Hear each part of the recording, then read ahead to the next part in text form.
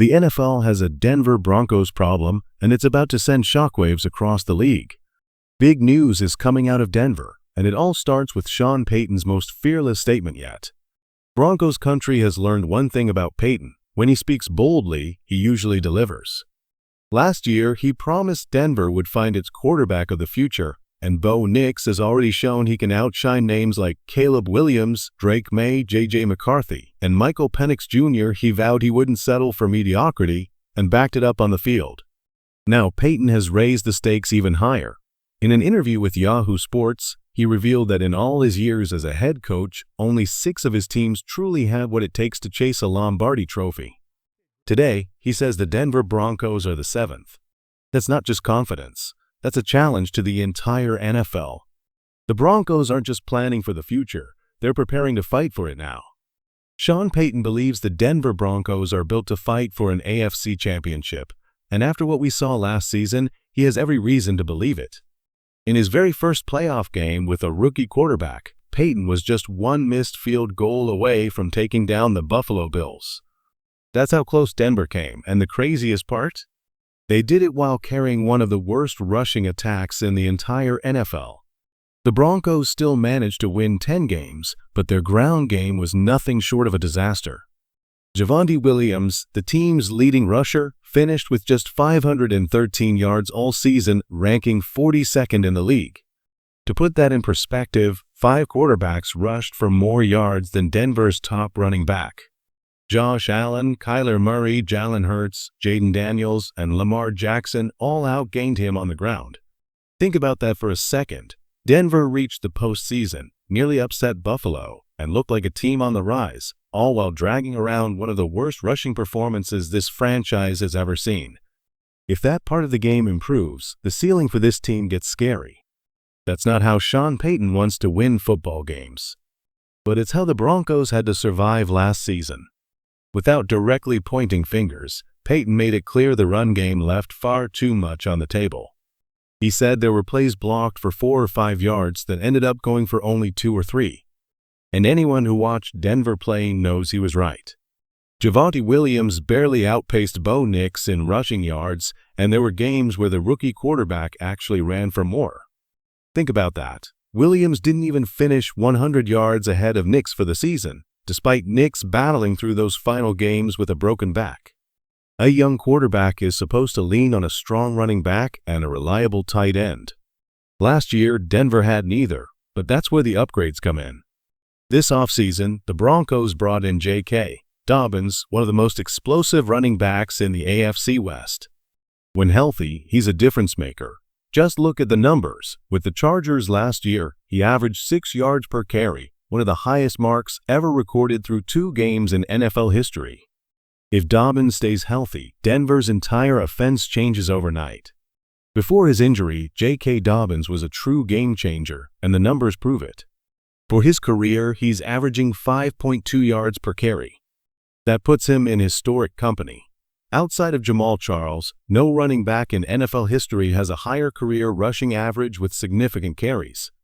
Dobbins sits ahead of legends like Gale Sayers, Barry Sanders, Derrick Henry, Christian McCaffrey, O.J. Simpson, Saquon Barkley, Adrian Peterson, and even Denver's own Hall of Famer, Terrell Davis. If he stays healthy, Denver's backfield instantly becomes elite. And there's reason to believe he can.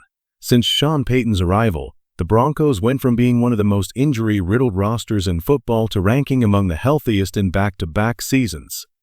Reports already say Dobbins looks sharp, explosive, and ready for Week 1 against the Tennessee Titans. But Dobbins isn't the only weapon. Denver also added rookie R.J. Harvey, a hidden gem Payton had circled from the start. While others talked about spending a first-round pick on bigger names like Omarion Hampton, Ashton Jeanty, or Tre'Veyon Henderson, Payton knew his guy, and he waited patiently to grab him.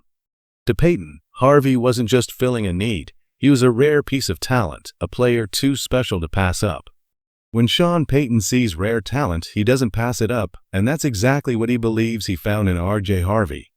Harvey wasn't the name most fans expected on draft day. Broncos country heard the buzz about Omarion Hampton and Ashton Jeanty, but Payton had his eye on a different kind of weapon, one he knew fit perfectly into Denver's future. The numbers explain why. Last season, a staggering 23% of Harvey's carries went for 10 yards or more, the best mark in his draft class. Think about that. Nearly once every 4 touches, he ripped off a double-digit gain. His Pro Football Focus score in forced missed tackles was an almost unheard of 99.9. He can make defenders miss in a phone booth. Even Denver's general manager George Patton said Harvey has the best vision of any back in the class, good enough that the Broncos redesigned their blocking scheme into a wide zone attack to take full advantage of it. And with an average of 6.3 yards per carry in college, Harvey brings explosive production against top-tier competition. Peyton didn't just draft a running back, he found a spark plug who could transform this entire offense. R.J. Harvey's path to Denver wasn't easy. While only 2 players from the Mountain West were drafted last year, Harvey faced far tougher competition at UCF and still dominated. That's the kind of talent Sean Payton wanted alongside his rookie quarterback. And speaking of Bo Nix, think about what he accomplished under impossible circumstances. He didn't have the traditional safety nets for a young quarterback, no strong running game, and no reliable tight end room. Yet he still finished with the 6th most touchdown passes in the NFL and nearly stole Rookie of the Year honors, if not for Jaden Daniels' historic campaign. The lack of production at tight end was staggering. Denver's tight ends ranked near the very bottom of the league in every major category, 30th, 31st, or 32nd across the board. As a group, they managed just 51 catches, 483 receiving yards, and only 21 first downs all season. That was the worst output in the entire NFL. Despite all of that, Nix kept Denver competitive, and with upgrades now surrounding him, the ceiling for this offense is on another level. To understand how badly Denver needed help at tight end, just look at the numbers. Brock Bowers, a rookie entering the NFL this season, put up 1,200 receiving yards in college last year. That's nearly triple what the entire Broncos tight end room produced combined. Denver couldn't afford to let that weakness linger, so they went out and landed a premier tight end, a player former Bronco Benny Fowler says is the most athletic tight end Denver has had since Shannon Sharpe. And that's no small praise. This new addition isn't just another body in the lineup. He's built differently, fluid, quick, and able to run routes like a wide receiver. Physically, he mirrors the late, great Demaryius Thomas in size and explosiveness. 2 years ago, when healthy, he hauled in an incredible 114 catches, more than double what the entire Broncos tight end group managed last season. If he stays on the field, this position instantly goes from Denver's biggest weakness to one of its most dangerous weapons. Evan Engram instantly transforms Denver's tight end room. 2 years ago, when fully healthy, he had just 2 drops on over 100 targets, one of the lowest rates in the league. He's dangerous from the slot as well, racking up more yards there than stars like Travis Kelce, Trey McBride, and George Kittle. Even young standouts like Brock Bowers point to Engram as a mentor after working with him at Tight End University. When you step back, the upgrades are undeniable. Denver added the most explosive running back in the AFC West and a tight end capable of 100-plus catches. Those were the team's 2 biggest offensive weaknesses, and now they've become strengths. And while the offense gets better, the defense remains elite. Last year, Denver finished top 3 in yards allowed and posted the lowest scoring drive rate in the NFL. Opponents only managed to put points on the board 31% of the time, not just touchdowns, but field goals included. That kind of dominance is how championships are won. It's how Denver won its last one. And with the offense catching up to the defense, this team looks ready to make noise again. Last season, Denver's defense was nothing short of dominant. Opponents only scored on 3 out of every 10 drives, a suffocating rate any team would gladly take. The Broncos also set a new franchise record with 63 sacks, finishing among the top 10 sack totals in a single season in NFL history. But what makes that even more remarkable is how many questions surrounded this defense just a year ago. Inside linebacker looked like a weakness, and those fears only grew when Alex Singleton tore his ACL by week 3, leaving the unit without its leader. Denver had to scramble, shuffling through options like Justin Sternad, Cody Barton, and even signing veteran Quan Alexander off the street. This year, everything looks different. Singleton is back, healthy, and ready to resume his role as the team's tackling machine. And Denver didn't stop there.